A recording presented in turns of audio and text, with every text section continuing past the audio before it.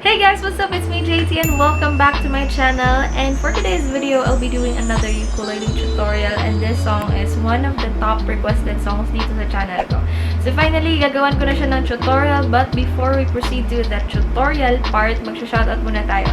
Shoutout kay Sofia Cardona, Jaylin Espiritu, Emily Nicolas, Minella Pereira, Lovie, GRAFIL, Catherine, Alinea Andeng Ortega, Justine Pantanilla, Joviel de la Calzada, Ina Calderon, Brian Navea, and lastly, shout out kay ROLYN, NABI. Ayan, maraming salamat po sa inyong lahat. So if you want to be mentioned on my next video, so just drop your names on the comment section below.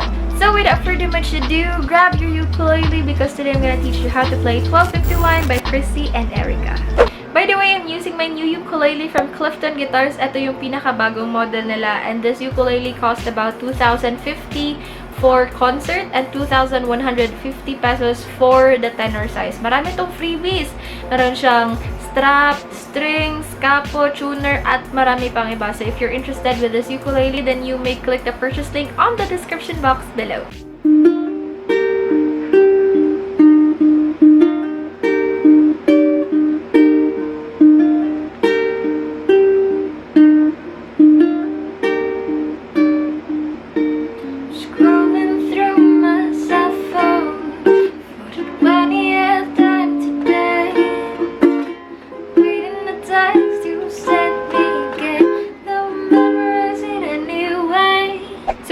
First, you need to tune your ukulele to standard tuning, which is G, C, E, A, and you also need to have a capo, and we will clip it here sa first fret ng ating ukulele. Ayan. So if you don't have a capo, don't worry because all of the chords, the plucking pattern, yung strumming pattern, lahat ay the same. Yung pitch lang yung nag-iba because nag-clip tayo dito sa first fret. So, don't worry, the same pa rin. So, for the first part of the song, which is the intro, I have two options for you. Yung strumming lang, pure strumming, and then yung parang plucking na parang fingerstyle. Basta may tabs kayong susundin, okay? So, yung first option is para ito sa mga beginners, yung kakasimula pa lang talaga mag-aral ng ukulele. This is good for you. While the second option is good para sa mga medyo marunong na mag-plucking, okay? So, for the first option, which is yung pure strumming sa intro, we have the chord progression of D, A, E minor, and G. Ayan. Okay? So, yung strumming pattern din natin is down, down, up, up, up, down, up, down, up. And then, gagawin natin yung strumming pattern na yan for each of the chord. So, down, down, up, up, up, down, up, down, up. And then, lipat ng chord. Ingay na asa namin. Down, down, up, up, up, down, up, down, up. And then, lipat sa E minor. Down, down, up, up, up, down, up, down, up. And then, G. Down, down, up, up, up, down, up, down, up. So, if we speed it up a little bit, so magiging ganito yung tunog niya.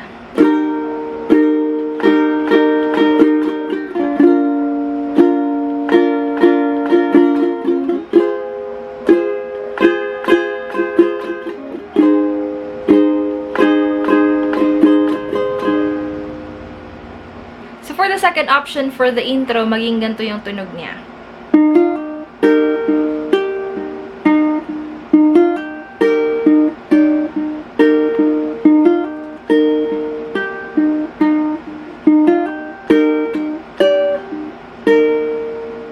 So, first thing na gagawin mo is lalagay mo yung index finger mo dito sa second fret. So, bale, ito na yung second fret natin kasi nag-clip tayo dito. So, first fret, second fret. So, ilagay mo yung index finger mo dito. And then, you need to pluck this string. Okay? You need to pluck this. Ayan. Okay? Again. Okay. And then, the next thing is that you need to pluck this one. So, wala kang ilalagay na daliri dito sa string na to, which is the E string. G, C, E string. Okay? So, teng, teng. So, pluck, and then pluck. So, ginagamit ko itong dalawang daliri na to. So, 1 and 2, and then, diba, as you pluck the string, parang nagke-create siya ng vibration sa string na to. So, what you're going to do is you need to put your middle finger here on the string while naka-vibrate ito. So, this is what we called hammer on. So, meron siyang dalawang notes for one string.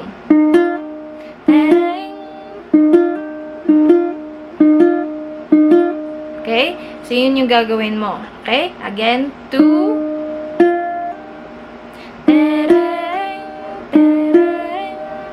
Okay. And then, after that one, pa-pluck natin itong string na to. The first string, A string. So, this one, 0 yung nakalagay dyan sa tabs kasi this is an open string. So, meaning, walang daliri na ilalagay dito sa string na to. So, you just pluck it as it is. Okay? So, pluck this one together with this string. Yung C string na nakalagay na dito sa second fret. Okay? So, ayan.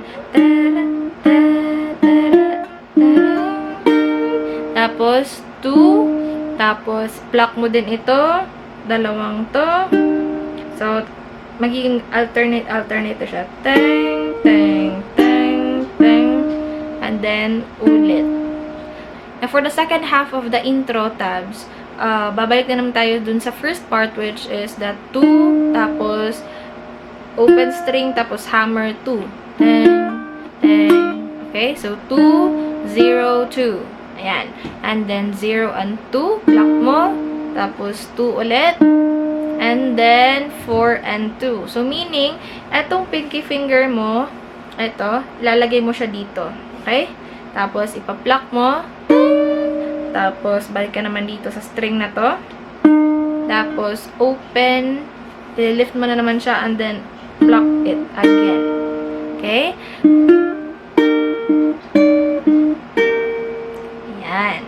So, if we put it all together, it should sound like this.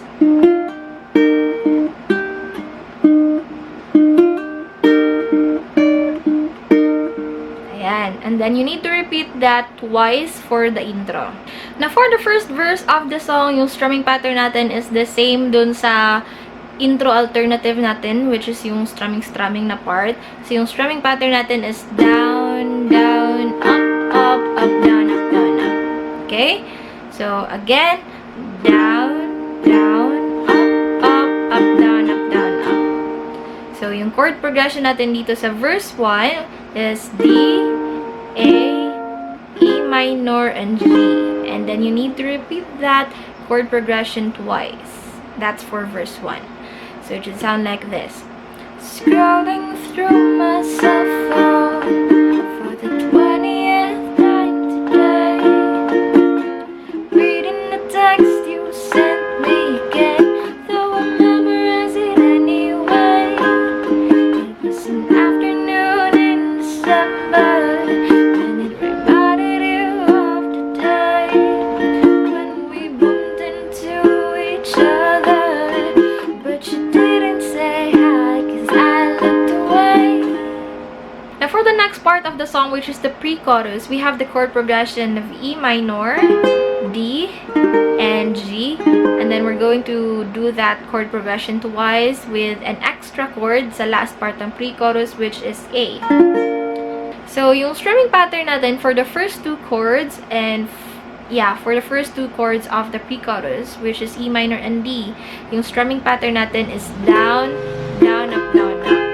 Again, down, down, up, down, up. So, it should sound like this. Down, down, up, and then lipat, down, down, up, down, up. Okay, that's for the first two chords. And then for the third chord, which is G, yung strumming pattern natin dyan is down, down, up, up, up, down, up, down, up. And that strumming pattern is the same with the intro alternative, yung first option, yung strumming. Okay? So, down, down, up, down, up, down, down, up, down, up. And then for G, down, down, up, up, up, down, up, down, up. Okay, and let's move on to the next line. And maybe I haven't moved on since that night. So, E minor, down, down, up, and then lipat sa D, down, down, up. And then for the last two chords, which is G and A, since that night, you can strum once for those chords. Okay? So, since then, so, pwede ganon. So, it should sound like this. And maybe that was the biggest mistake of my life. And maybe I haven't moved on since then. Cause it's 12:51.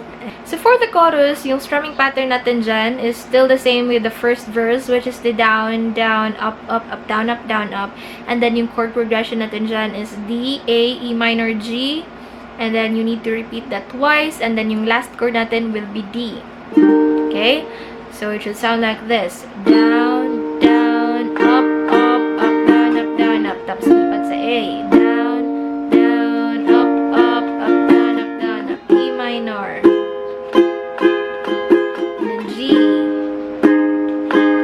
Mo na naman. Down, down, up, up, up, down, up, down, up. A. Down, up, up, up, down, up, down, up. B. E minor pala. And then G. Tapos, yung last chord is connected na siya sa next part, which is the interlude. So, if we put it all together, yung chorus, maging ganito siya. Cause it's 12:51.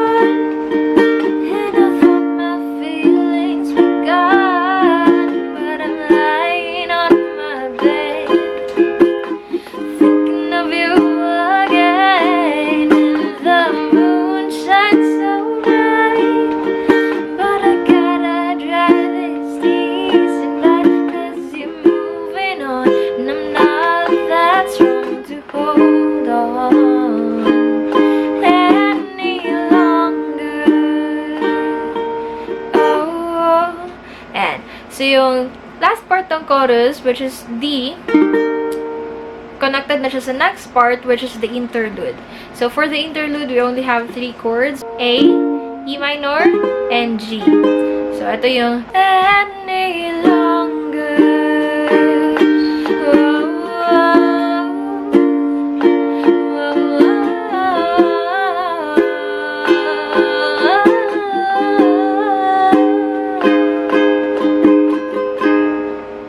Second verse of the song, we have the chord progression of D, A, E minor, and G.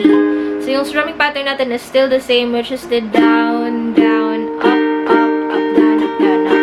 And then, for the last chord of verse 2, pwede nyo siyang gawin na strumming, pwede din na one strum lang. Okay? So, it should sound like this.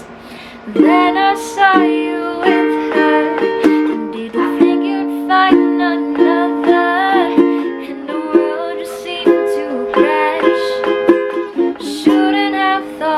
This would last. Pwede ganon. Pwede din. Shouldn't have thought that this would last. Okay. Pwedeng ganon din. Okay? So, depende na sa style nyo. So, for the next part of the song, which is the pre-chorus, the same pa rin yung pre-chorus natin. And then, after the pre-chorus, chorus na naman. And then, after that part, sa any longer, yung last chord ng chorus, magiging E minor na siya instead of D. Any longer. Then, puro down strum. So, after that part is the bridge. So, connected lang siya. Puro down strums muna yung first line natin. As the sky outside gets brighter.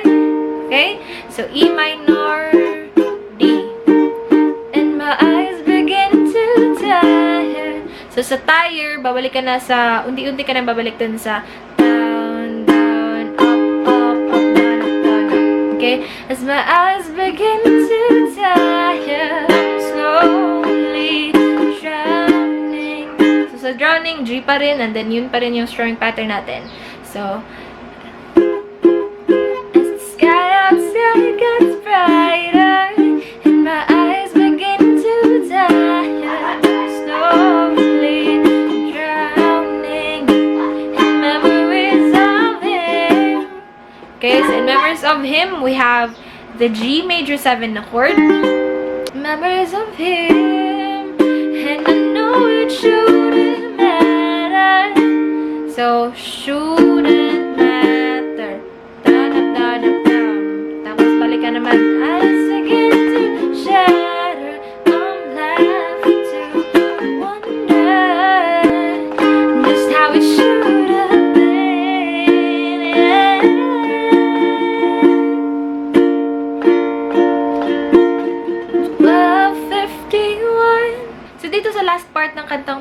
medyo slow na yung tempo natin kasi patapos na yung kanta. So, 12:51. Ganun. And I thought my feelings were gone, but I'm lying on my bed, thinking of you again. And the moon shines so bright, but I gotta dry this tears tonight, 'cause you're moving on, and I'm not that strong to hold on, 'cause I prove you wrong, that I can't move on to this song so much stronger.